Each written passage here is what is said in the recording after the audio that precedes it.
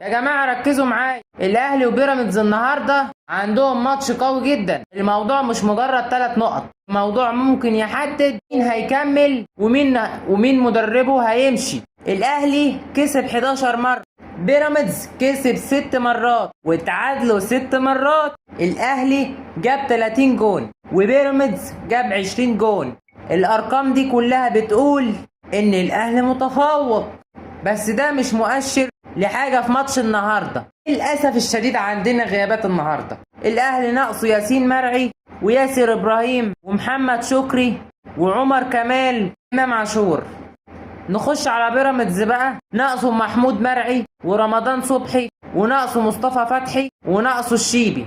طريقة اللعب بقى، أكيد الأهلي هيبدأ مهاجم في أول ثانية. بيراميدز بقى لو قرر يعمل زي الأهلي ويكون مهاجم بنفس الطريقة هيزعل.